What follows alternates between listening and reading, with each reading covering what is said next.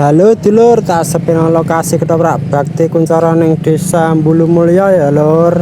Lah iki aku ke pasar Kuniran Mengulan malah ana omah apik iki lho, omahe putih kaya film-film Indosiar ngene iku.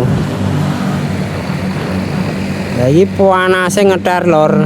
Aku liwat kene iki jam 11 mbok jam tengah 12 ngene iki.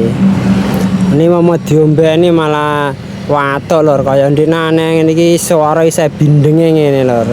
Lah iki wit apa ya lur kira-kira ya lur godine adem niki lur. Kok ora ana sing dodol ning ngisor kono ya warung es ta suwike ngono lho.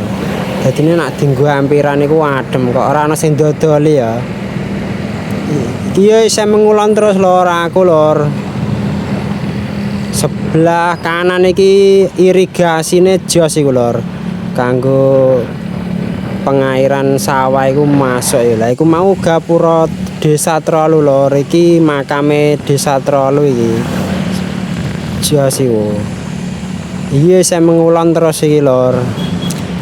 Biasane daerah kene ada panenan brambang lur. Iki panenan apa kok ana. Lah iki rono iku Desa Pilang lur, kiri mau. Lah iki gapurane Desa Bulu Mulya lur, jiose ngono gapurane lur. Kaya ning gapurane desa-desamu ngene iku ora lur. Lah aku mengulan rene malah wis ana gendera-genderane lur, wis teka mbulune iki lur. Walam ketok meriah lur, nek ana genderane waki ngene iki pas sedekah bumi lur. Lah acarane ketoprak bakti kuncara iki Rabu 13 Mei ya lur, aja salah lho ya lur. Ngerti was rene malah ora nang ketoprake malah.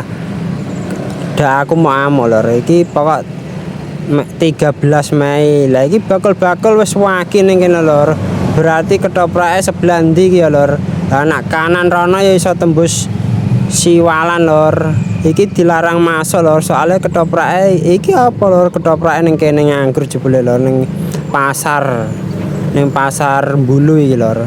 Madhep ngulon ketoprake lur, adem nek ndelok ana terope barang iki. Walah jos. Ndang merapat ya lur.